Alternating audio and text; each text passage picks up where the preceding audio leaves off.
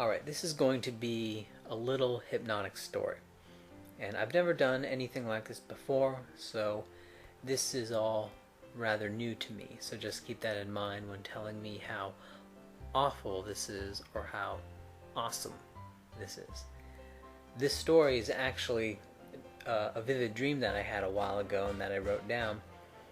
And just be warned, it's a little bit spooky. I mean, it's a real, story. It's a real dream, and it's not terrifying or anything. There's no really gruesome stuff. There's no violence. There's no blood. There's no gross out scenes or anything. There's no loud noises or surprise screams or anything like that. None of that jackass stuff.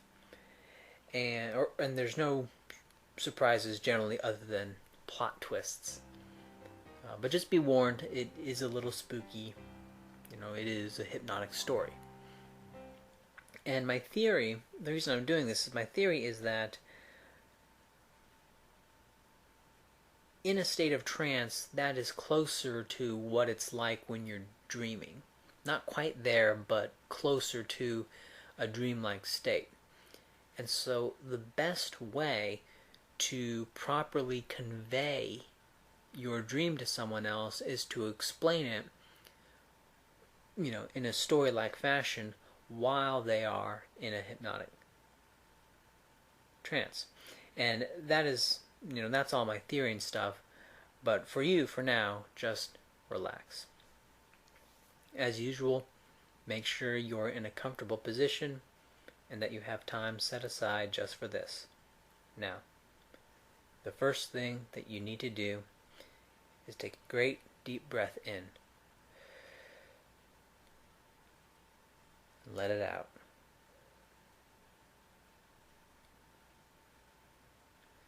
Again, breathe in. And out.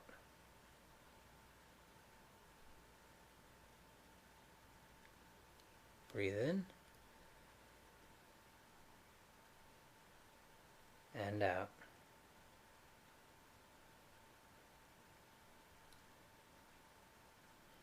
Again, breathe in.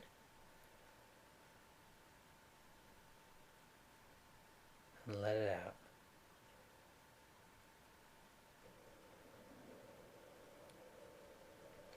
Now just breathe normally.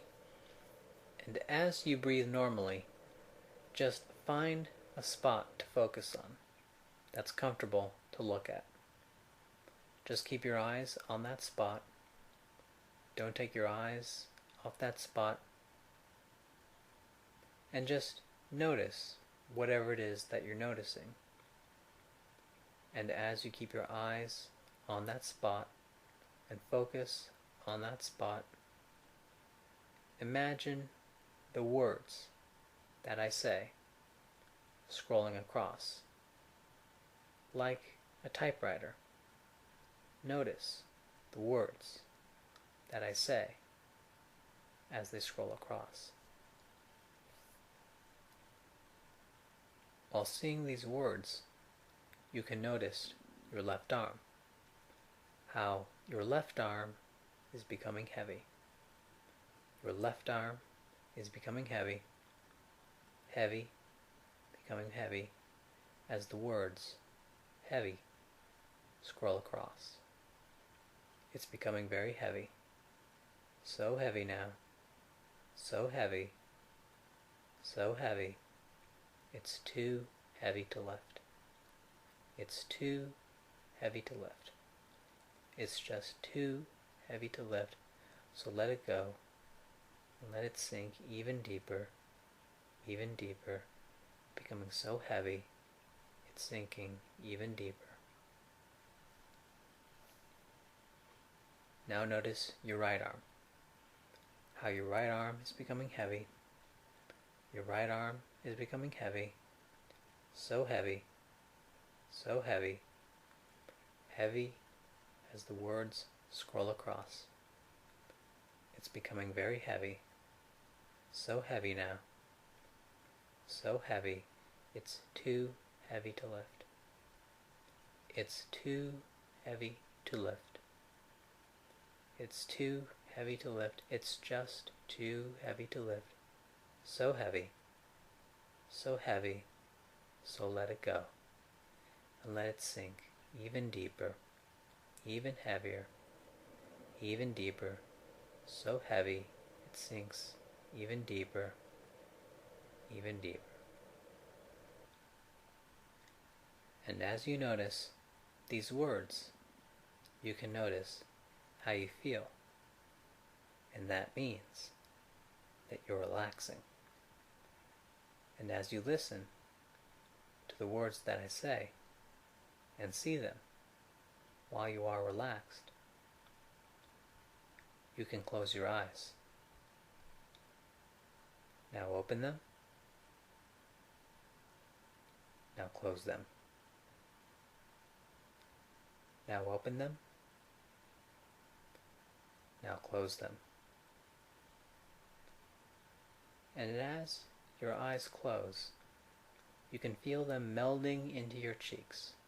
Just feel them melding into your cheeks. And as you feel that warmth and relaxation spread from your eyelids to the small muscles around the eyes,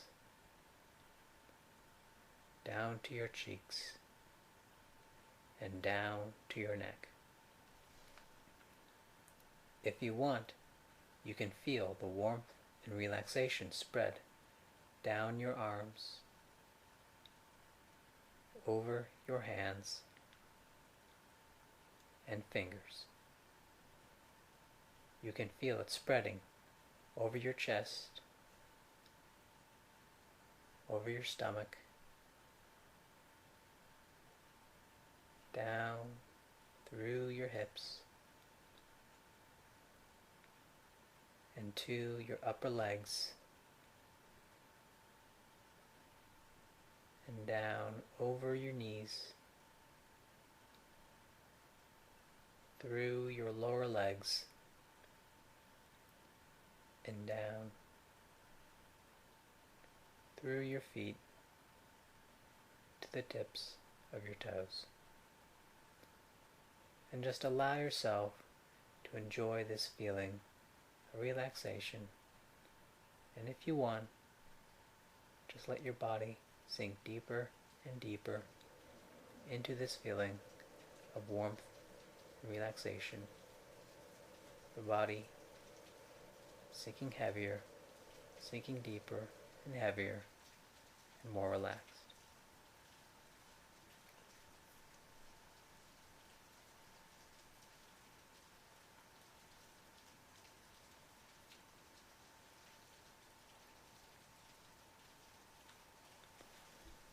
We're going to have our story now. Just know that in this story you are safe at all times. It's raining. Imagine a place outside in the rain and being there. What does it smell like right now in the rain?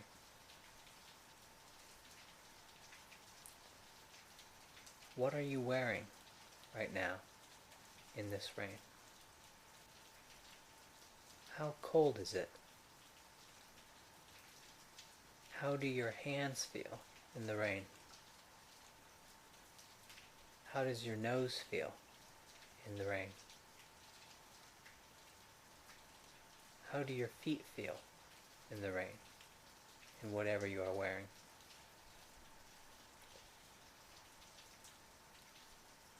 What does it feel like to walk around? What does it sound like to walk around?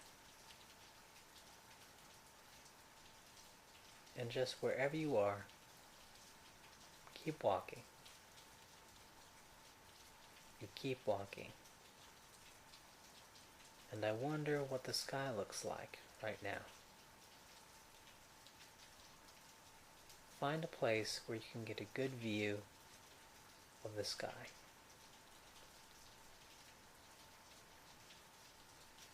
As you look up into the sky, see how the clouds look when it's raining. What's up there? There's something up there. Keep looking at the sky while it's raining and see what's up there. Imagine the feeling you get just before falling, or while riding a roller coaster. The butterflies in your stomach. Suddenly, you can have this feeling, but just for a moment. As you feel yourself lifting, lifting, lifting, and lifting, as you are being carried by a warm, gentle wind. A warm wind in the middle of the cold rain. But you are safe, and you know that something is keeping you safe while you are being lifted by this warm wind. This warm wind surrounded by the cold rain.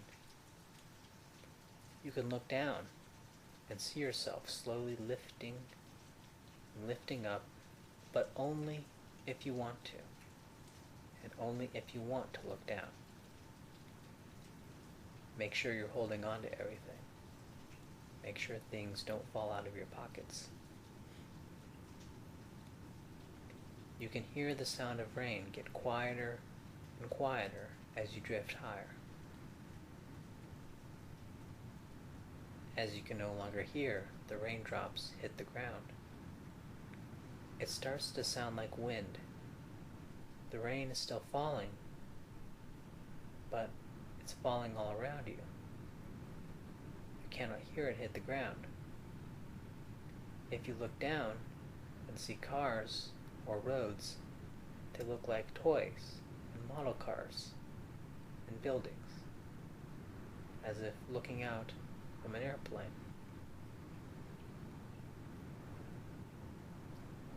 As you lift further and further up, you start to go into fog. No longer any rain, but just fog. Going into the clouds, into the fog of the clouds. Further and further up, until you can smell the smell of dirt. Just recall that smell of dirt. And now you can smell some grass.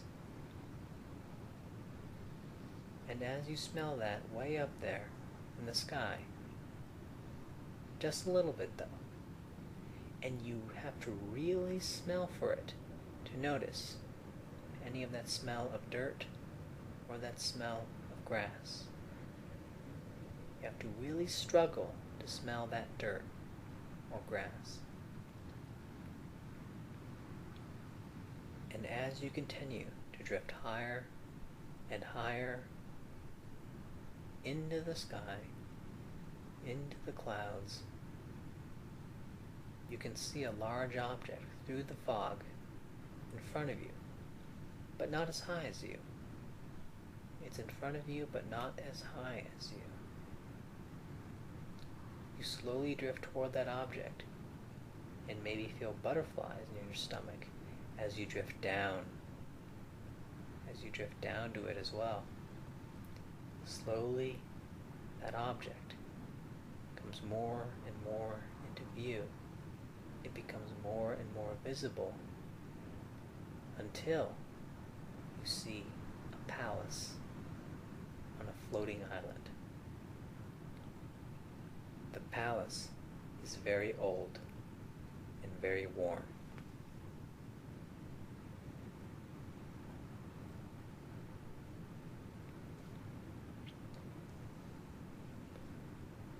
As the gentle, warm wind carries you to the island, you can notice a gate in front of the palace. Right on the edge of the island, the gate is very worn. It's an old, tall gate with one door slightly open. And as you start to land on the island, it looks like you're headed straight for the spikes on top of the gate. And as you get closer and closer, it becomes very obvious that you're about to hit the spikes. But then the wind changes and you land safely to the ground in front of the gate. Just behind you is the edge of the island. But you know that if you fall off, the warm wind will carry you back on. On the gate, you can see something. Some message inscribed in a language you do not know what it says, but somehow you know what it means. Life's no ordeal when you come to terms. You enter the gate and walk toward the castle. The castle doesn't seem very large. Maybe it seemed larger when it was built. So you go up to the door. See what that door looks like. And you pull the handle. And it's locked. But you must get in. You must get into this palace in the sky. So you try to find another entrance. What you see is on one side of the castle, of the building, there is an opening at the bottom. An opening that wasn't there when the castle was built, but someone broke through at the bottom of the castle to dig in. And as you walk over to the opening, you see it's just large enough for you to crawl through. So you get down, crawl in, and watch your foot. Make sure it doesn't get stuck. As you crawl in, you find that it's pitch black, dirt surrounded by wooden supports holding up the castle. You know the wood is hundreds of years old, and it should have rotted, but there are no insects or bacteria on the floating island, so nothing decomposes. It just smells like dirt, but is otherwise completely clean. There are no bugs, and there are no bacteria. Up just a few feet, light is coming through, and as you get to it, you see it comes up to a room. Out of the crawl space, you come up into a tall, Baroque or Gothic room. Everything is marble, except the tall, stained glass windows, and everything looks gray. It used to be white, and this room has a few chairs and a bench. Just notice whatever it is you're noticing about this room, about the ceiling, about the floor, about the windows, about the chairs. And so you look for a door leading out. And as you turn to your right,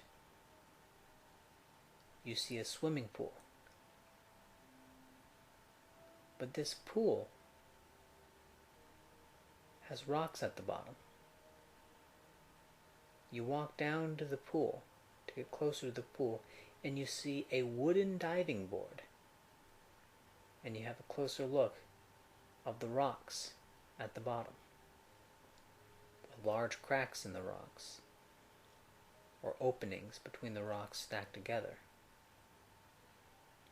The water is crystal clear. There are no germs on this island.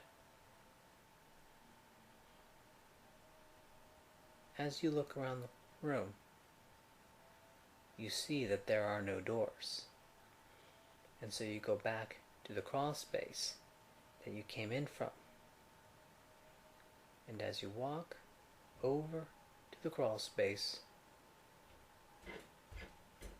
you look down through the hole. And as you look down through the hole, all you see is clouds. The island is gone. The palace is in the sky. You look outside the stained glass windows, but just outside is more sky. Life's no ordeal when you come to terms. Suddenly a flash comes out of the pool. As you go over to it, you see the light is coming from an opening between the rocks. Life's no ordeal when you come to terms. Now it's up to you whether you put on a swimsuit that's over in the corner, a leather swimsuit, a medieval leather swimsuit, go in naked, or just go in your normal clothes. But you have to go in. You know this. You know you have to go in. But you also know that when you dive into this pool, you will be able to swim very easily, and you will not have to worry about oxygen. You will be able to breathe underwater. You know this, and this is true for now. So you jump in, and the water is like ice water. And you can perhaps remember what that feels like. But the light emanating from the rocks at the bottom of the pool is very warm, and it's drawing you in. It's blurry underwater, but you can still see it. And so you navigate through the opening in the rocks, which turns out to be a large enough passage for you to comfortably swim through. These rocks are a lot larger once you get to them. And as you swim through, you find a porcelain wall on all three sides. You come out to an area with a three-sided wall. And it's porcelain on all three sides. And as you look up, you can see the surface. And so you dash upward, up to the surface. Out of the water, you find the room that you're in is very warm. That is the first thing you notice. And as you look around, you see that you're in a square pool about the size of a bathtub that is jutting out of the wall. It's connected to the wall, sort of. But it goes all the way back to the large pool that you were just in. It's in a narrow hallway that has ornate, decorative arches all the way along. It looks kind of like a hallway inside of a church. So as you climb out of the tub, you walk down the hall, which has checkered tiles of your two favorite colors. The hall looks like it goes on forever. And as you walk and walk and walk down this hallway, you can notice the way the sides of this narrow hall look, the way the ceiling looks, and how it always repeats. The patterns on the floor, the patterns on the side. And so you walk and walk. The room is very warm, and you start to become dry being in this room. And as you continue to walk and walk and walk, until you notice something up ahead in the distance. So you start going a bit faster. And as you keep going, it appears to be a white square off in the distance. And as you get closer and closer, it's a small white square on the bottom left side of the hall. And as you get closer and closer, you realize it's a square porcelain tub.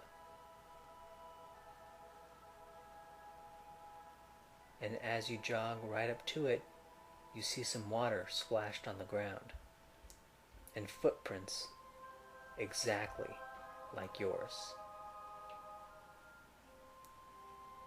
Is this the tub that you just got out of?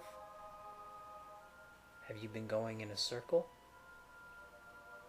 Does this hall have a very slight loop? An almost unnoticeably soft loop that causes you to walk around?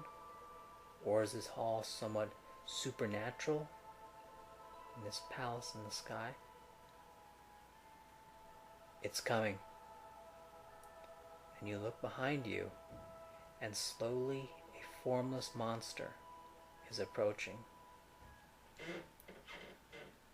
It's hard to tell if he notices you, but he is coming. So you start jogging, and as you do, you notice the monster getting smaller and further away. It is a very slow monster. And as you jog further, you can hear a man screaming in agony up ahead. You stand still, but you look back and you see the monster slowly becoming larger, slowly getting closer. So you must press on. So you jog further and further, and the screams become louder and louder until you see an opening in the distance. And so you jog straight ahead, trying to cope with the situation as best you can, until you come up to the room where the screams are, and it's terribly loud now. It's terribly loud coming out of that door in the hallway. And so you slowly look into the door, you slowly look in, and immediately the screams stop. In the room is a man trying on different clothes, and on the floor, all spread out, are various books and manuscripts and various clothes scattered around the floor. He goes back to the book and then looks in the mirror, trying on different clothes. "Not ready, not ready," he says. He tries on different clothes and looks at different books, but each time he comes to the mirror and says, "Not ready, I'm not ready."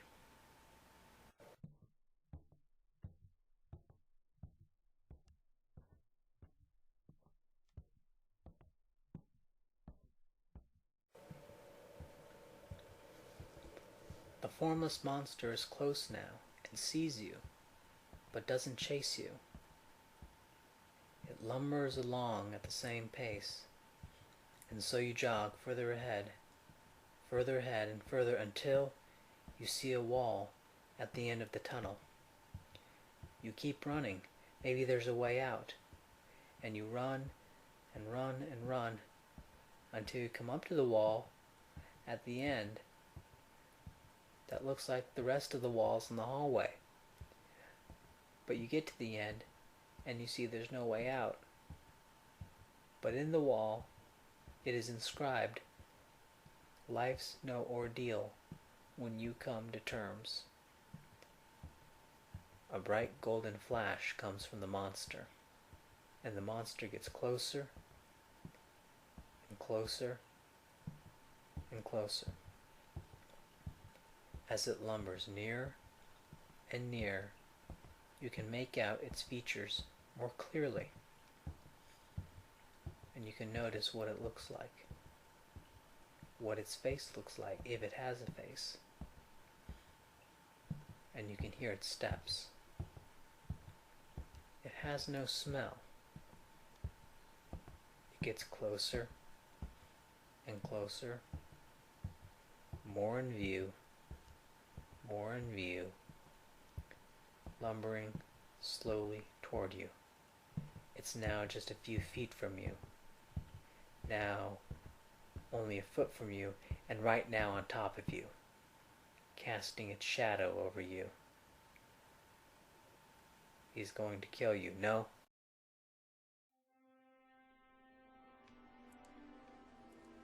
From our perfect creation, its destruction is harmonization with goal, reduction, work, the law of the land, whose toiling away will die not understand. Life's no ordeal when you come to terms, reject the others dictating the norms. The palace is empty, it's not even real. In countless centuries, it's the same deal. The old man then walks away. As you turn around, you see not a wall, but an opening to another room. As you go in, you see it's a gigantic tower connected to the hall, and all white on the inside. Bright white, not gray. And in this tower is a crystal staircase with wide steps made of gold, which appear to go all the way up to the top. And just look up to the top and see how fantastically high that stairwell goes, and how fantastically high that tower goes. And you can see what the sides of the tower going up look like. What's on the sides of that tower? The gold on the stairs flash warmly. Life's no ordeal when you come to terms. So you walk over to the steps and take the first step onto that golden step, and you walk up, and you walk up, and up, and up.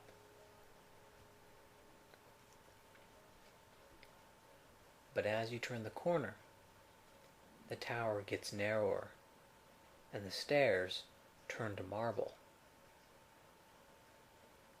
And as you turn the next corner, the tower gets narrower, and the stairs turn to stone. And as you turn the next corner, the tower gets narrower, and the stairs turn to brick. And as you turn the next corner, the tower gets even narrower, and the stairs turn to wood. And it's no longer a white, beautiful tower on the sides, but a dark, gray tower. And as you turn the next corner, there's just enough room for one person to walk up, and you come to a statue of a hideous dragon face with knife-like teeth. And on this statue, written in a language that you cannot read, but you understand, it says, "This is up ahead. This dragon is up ahead." And as you pass it, with no choice but to press ahead, and you come to it, a giant dragon's head sticking out of the wall, its head as tall as you, its mouth wide open with razor-sharp teeth, and you freeze. and it freezes now. But the dragon makes no sound, but keeps its mouth open, staring at you. Then you notice its mouth is propped open by supports. Its teeth are made of wood, which had white paint flaking off. And its eyes are sad. You can see in its eyes. And it looks away from you. So you go into its mouth, just lean into its mouth a little bit, and pull out the supports. The first one and the second one. The animal can now close its mouth just a little bit, but the fake teeth are still a problem. Then you realize the fake teeth are just like dentures, and just pull them out all at once onto the stairway, revealing a set of flat teeth for grinding vegetables and grass. The animal can now close its mouth and can now fit its head through the hole in the tower that it was stuck in. And it goes away. Just around the corner you see a beam of light. And so you go around the corner to the top, and there's now just barely, it's just barely wide enough for you to get through, for just one person to get through.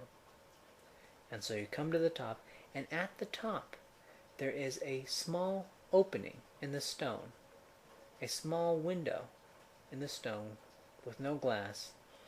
And so you look out, and what you see is this: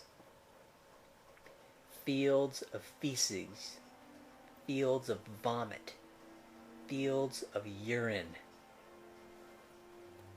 and people bathing in these fields of vomit, feces, and urine. And they are all laughing, and they are all smiling about what they are doing. But they will on occasion kick and attack someone. They will find someone, maybe someone fat, overweight, or maybe someone who is socially not very adept. And you see someone that they have all attacked, and this person kills themselves, and their innards spill all onto the fields of filth. And then like that, the palace is gone, and you're floating in the sky.